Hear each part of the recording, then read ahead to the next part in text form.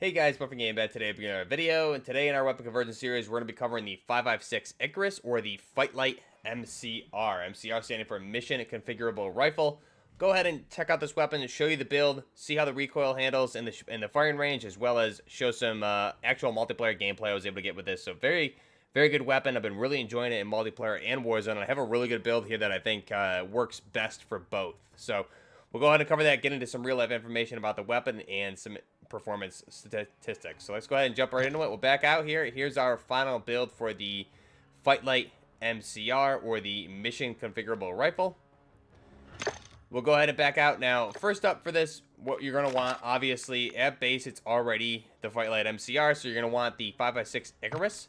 Go ahead and select that. Now, if we look at the platform system, you can see this is where I really like the platform system, and it makes a lot of sense, is because of the M4, we can convert now the new platform to the 5.56 Icarus, or the Fightlite MCR, which is essentially a new upper receiver for the weapon, which converts us to a belt-fed light machine gun or squad automatic weapon. So go ahead and back out here and we'll build this thing up. So at base, I believe this thing comes in a 12.5, a 14.5, and a 16.5 inch barrel. So we'll go ahead for the barrel option. We'll go with the 16 inch barrel. It could be a 16 in real life or a 16.25. We'll go ahead and go with the 16 inch barrel. It's going to give us damage at range, hip fire accuracy, and the bullet velocity, with the cons being aim down sight speed and hip recoil control. Now, specifically, I think for Warzone and multiplayer, you kind of need this barrel for the extra damage at range. It definitely, with the fast rate of fire and firing the 5.56 by 45mm NATO, the damage does seem to not be amazing at decent, I guess, medium to longer ranges. So this barrel is, I believe, a must with pretty much all the builds that I've been using it for. But again, really depends on your playstyle. So we'll go ahead and select that. Now, for the laser option, we're going to go with the FSS OLEV. This is essentially our tactical laser from Modern Warfare 2019. Going to give us the aim down sight speed, aim and stability, sprint to fire speed, with the cons being the laser visible to enemy when you're ADSing. So you just got to be careful when and where you're ADSing, not to give away your position. Now, for the optic, this is a tough one because I went back and forth with a lot of optics, and the recoil on this, because of the fast rate of fire, I think you can get away with a lot of different options in multiplayer. However, in Warzone, when your engagement distances may be a little bit further out, I ended up settling on the Schlager 3.4 times. This one seems to be a really good balanced zoom optic, better off than the VLK, which I would never use on this this AR platform. But also, I think you could use the Alcan. However, I had a lot of trouble with this just because it is a 5 times magnification, so every time you magnify the weapon optic, your recoil is going to be amplified a little bit more because you're zoomed in further. Same thing with the Trijicon ACOG, and I really did enjoy, like, the hammer. I think worked pretty well too. You could definitely use that with a 4.3. I was using the Oscar 9, which is that Trijicon ACOG with the top delta.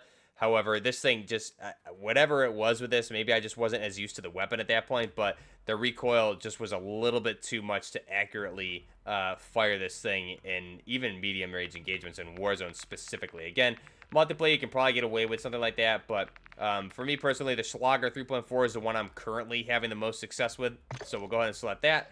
Now, for the underbarrel option, we'll go ahead and go with the bipod foregrip. So the bipod foregrip, try to get something that you can use more so than just the grip. I mean, you have the regular bipods, and this one just gives you the recoil steadiness in addition to the bipod mount. So we'll go ahead and select that. And the final attachment is going to be for the muzzle.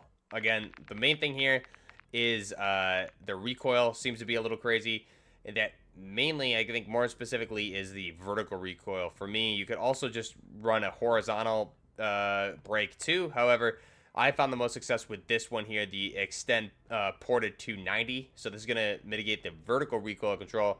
The cons are aim down sight speed and aiming stability. We'll go ahead and select that. Now, just for our tuning options here for that muzzle, we're going to go ahead and tune the gun kick all the way up and the recoil stabilization all the way up. For the barrel itself, I'm going to turn the damage at range up, as well as recoil steadiness all the way up. And then for the optic, I'm going to turn the optic position, eye position to far, and the flinch resistant all the way up. And for the underbarrel attachment, that bipod grip, I'm actually going to leave this. I mainly This is all hipfire stats. I don't really need these, so we'll go ahead and just leave that. If you guys have something good tuning options for this build or this grip, just let me know down below. Now this is our final design for the Fightlite MCR, the mission configurable rifle. So you can see here, just a beautiful, beautiful weapon. Now some things here. This is not, even though it's made to look like it, it's not really it's not just the upper receiver conversion here. This appears to be an actual Fightlite lower. So here you have ambidextrous safety controls, and you can see left and right ambidextrous safety controls. You have the magazine released on the right-hand side there, as well as you can see it is a belt-fed LMG. However, the nutsack or the belt box does fit and configure right into the magazine well. Now, in real life, this thing is able to fire both belt-fed and it accepts Stenag mags, so regular M4, M16 magazines. It does take these right in the magazine well and fires completely fine. So it's basically a dual purpose. It can be belt-fed or magazine-fed, which is something that the M249 SAW definitely struggled with, and that was something that it was never reliable with the magazine feeding system on that weapon. So really nice looking weapon here. Now in real life, I'll link a video down below that just shows this thing off. This one guy's doing different test fires with it and just shows just how beastly this thing is, especially in full auto. So this is kind of a weapon that I'm kind of in love with right now. If we go ahead and back out, we'll go ahead and take a look at just the camouflage option here. Personally, I do like when you get the 50 kills, you do get this olive, which looks really nice. However, I've currently been running the tarnish, which you get from the M13, 50 kills. I think this thing looks really nice on this weapon. And again, if we look at it with the camo on there, you can see it just looks really good. And again, you have the instead of, again, because it is more of an upper receiver conversion, you don't have that rear charging handle that you see with the M4, M16 platforms. You have the side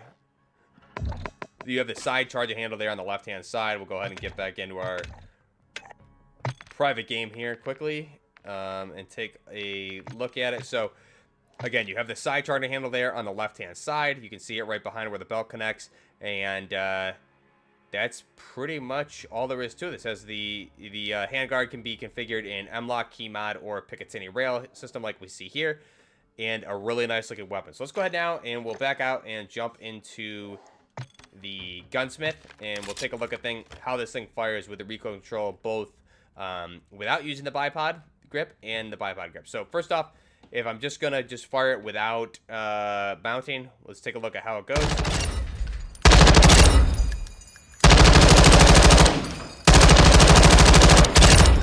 So that was a really poor example. That was terrible aim, but again, it really doesn't kick that bad. So there we go, and you see the reload feature here. You bring up the whole top cover up, put the belt box in the magazine well, and recharge. Now let's go ahead and we will mount it on the bipod grip.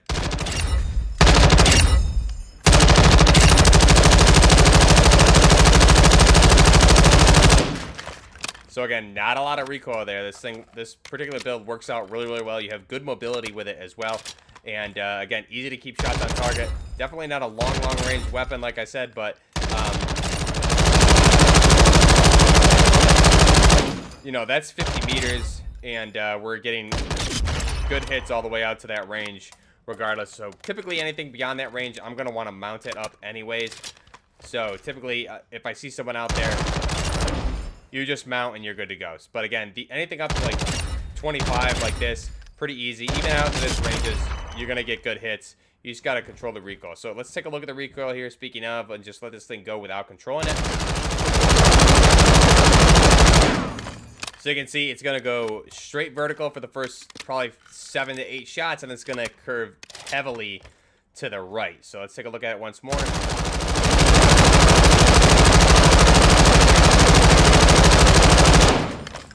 So that's the recoil pattern on this thing. Now, if we try and control it, again, you really just got to compensate for that right pull that it takes.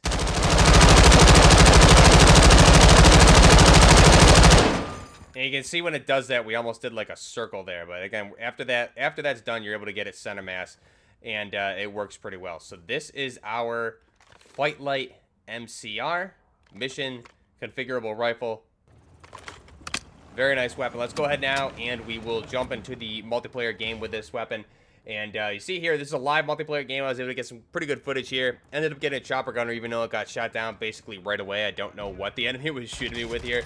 But we're playing hardpoint. I'll admit I did not play the objective because I was trying to get good content with the weapon. So I played it like an LMG. I typically used outside of the center of the map and tried to mount this thing up as much as I could. Trying to use it like you would a squad automatic weapon or a SAW. But again, the high rate of fire in this thing makes it a very, very good weapon. Big fan of this weapon. Now, typically, again, the Fightlite MCR Mission Configurable Rifle. It's a light machine gun, squad automatic weapon, or a SAW. The weapon is an M16 derivative, typically with its own upper receiver conversion. It's an improvement over the ARES-16 or the ARES-Shrike, is other people may know it. So, really nice weapon here. And again, it's a derivative of the M16 platform. The weapon uses both belt fed and can configure with or take the magazine configuration. Unlike the SAW, which even though the original versions of the M249 SAW do have that side canted mounted magazine well, however, it was very unreliable. It pretty much, if you were to use that, you were gonna get a jam. Is essentially kind of what a lot of people say is everyone knew to never use it because it wasn't reliable. So. Country of origin is the United States, and manufacturer is Fightlite Industries. Production began in 2017. I believe it was debuted at SHOT Show 2017. It is a light machine gun firing 5.56 by 45 millimeter NATO, and we really don't have that much information on this besides that. So the weight overall, I believe it comes in at around 8.5 pounds, which again, that's unloaded, so it's still quite a bit less than the M249 SAW, which is pretty big. Now, if we compare it, I'll compare some of the weight and stats like that to the Ares, just because we don't have the full stats available for the Fightlite MCR, but they should be relatively similar. So, the mass overall, like I said, is around 8 to 8.5 pounds unloaded. The length is going to be, depending on the barrel option, anywhere from 28 to 40 inches. Again, depending on the barrel option, the barrel length. Like I said, I believe there's a 12.5, a 14 to a 14.5, and a 16 or a 16.5, or maybe a 16.25. Probably a 16, I think is what it is. And then the cartridge, again, 5.56 by 45 millimeter NATO. It is a gas-operated short stroke tapette. And the rate of fire is going to be around 800 to 900 rounds per minute on this one. It's actually really fast. Again, it probably depended on the gas setting. Check out that video I'll link down below. This guy, that I believe it's Iraqi Veteran 444 or something is his YouTube name. But he does a really good in-depth thing on this. And the rate of fire on this thing, when this thing's going full auto, it is a very high rate of fire. And again, it takes various Stenag mags or the M27 linked belt, which we see here. And the good thing about this is that it has a belt fed option and can take the magazines for the M4 platform, M16, those Stenag mags, P mags, things like that, all in the magazine well. It is ambidextrous when you have a Fightlite lower as well. Other than that, if you're just using the Fightlite upper, then you're using, again, like an M16 lower or the M4 lower, so that typically won't be fully ambidextrous. But the Fightlite lower is fully ambidextrous. And again, just a really nice, really cool conversion here. I really like the platform conversion with this weapon. The M4 platform in the game in general, just because you have a lot of unique options here. And I'm really kind of happy they included the Fightlite, just because it's a really unique weapon. And again, a lot of fun to use. Now in Warzone, I think this is probably the best build I've so far found in Warzone. It's definitely a niche weapon in Warzone, just because the rate of fire is very fast and the recoil can be all the way out there. Some of the, if you check out the video I did the other day, how to win, when Gilly and I had a really good duo, when I was running the ACOG with the Delta Point on this thing, and even mounted, I was just all over the place. Probably about 100 meters, so I mean, again, you're stretching that thing out a little bit, but I would have expected it to be a little bit more stable with the bipod mount, however, it wasn't. So I think the Schlager 3.4 optic definitely gives you just enough zoom to keep it accurate and be able to just see where your target is. Again, the more you magnify the optic, the worse the recoil gets, or it's more amplified based on the zoomed optic. So I think this is a really good build. Let me know down below your options for different builds that you have. if you have a better build that you're using for multiplayer or Warzone, you can always throw a suppressor on this to increase the damage at range. However, I really think the recoil for sustained automatic fire, definitely you want a compensator or a brake, which I really like. That it doesn't seem, again, like unsuppressed weapons are showing up on the minimap, which is really, really good. They show up on the compass, but again, it allows you much more variety in gameplay by not having to throw a suppressor on everything. If something has more recoil, you can throw a brake or a compensator on there and not be penalized for it. So let me know your thoughts down below. This is Buffner Gaming with the Fightlite MCR upper receiver conversion. In this case here, we have the 5.56 Icarus, which is the full Fightlite MCR. Till next time, this is Buffner Gaming, out.